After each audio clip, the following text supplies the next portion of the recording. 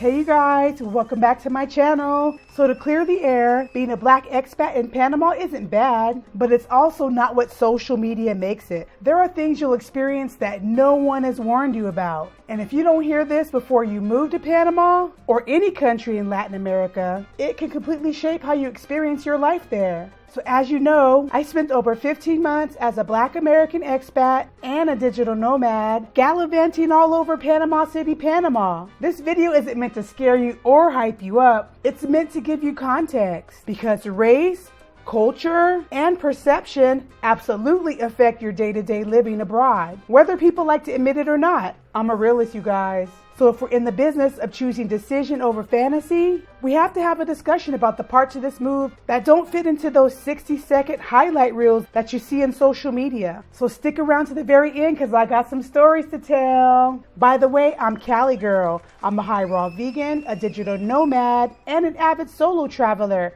So if you're new to my channel, welcome. And I hope you enjoy the positivity that I have to share today. And don't forget to hit the subscribe if you like my vibe.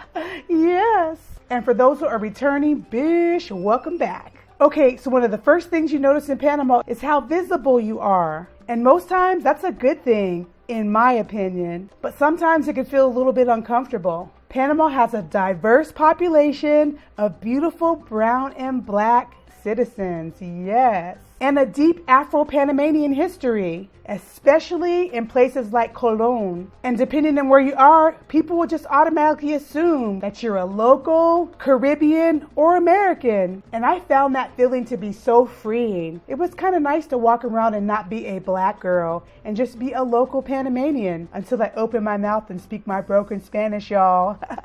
Dead giveaway. So on a side note, make sure you start touching up on your Espanol. Es muy importante in Panama. So like I was saying, there's just a certain peace in not always being the person that stands out in every room. But it can also be super frustrating when people project assumptions on you. Sound familiar? When you're a black American, you carry a specific type of cultural weight. People often see the American before they see the black. And this creates a weird dynamic where you're treated like an ATM because you have a passport, simultaneously still having to navigate the racial nuances of a Latin American society.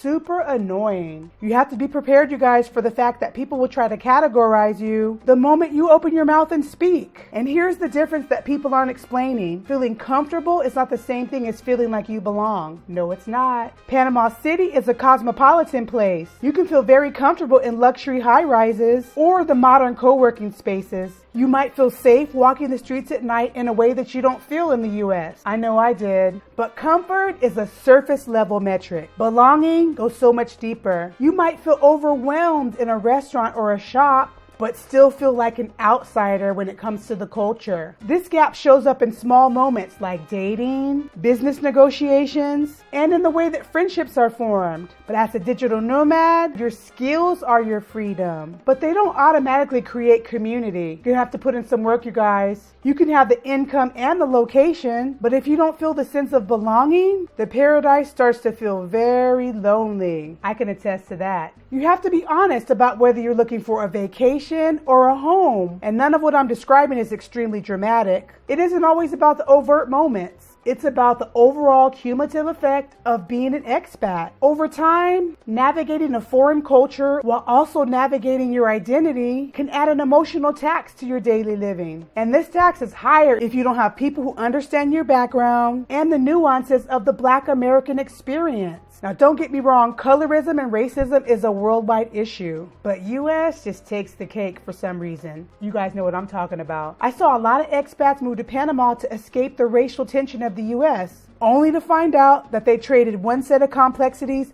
for another. This is why some black expats thrive while living abroad, while others quietly pack up their things and leave and disappear without a trace. The ones who thrive are the ones who stop looking for a country to fix their problems and start building a support system that travels with them. So Panama isn't uniquely bad or uniquely good in this regard. It's simply a different environment with its own set of rules. What matters the most is how honest you are with yourself about what you need culturally, emotionally, and socially. Ignoring race doesn't make it go away. Preparing for the way it shifts when you cross borders makes all the difference. You have to decide if the trade-offs in Panama align with the life that you're trying to build. Remember, countries don't fix problems. No, they don't. Your strategy is what creates your peace. So if you're thinking about moving abroad and you want real conversations like this one here, and not just that filtered social media version, I got you. So subscribe to the channel. I'm here to help you make informed decisions and not just follow the trend. Let's build a life based on clarity and not hype.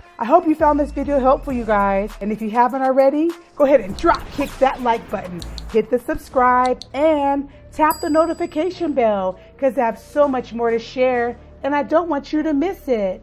Thanks so much for watching today, you guys. I win, you win, we win together. I'm Cali Girl, and it's my digital nomad lifestyle. Deuces, yes.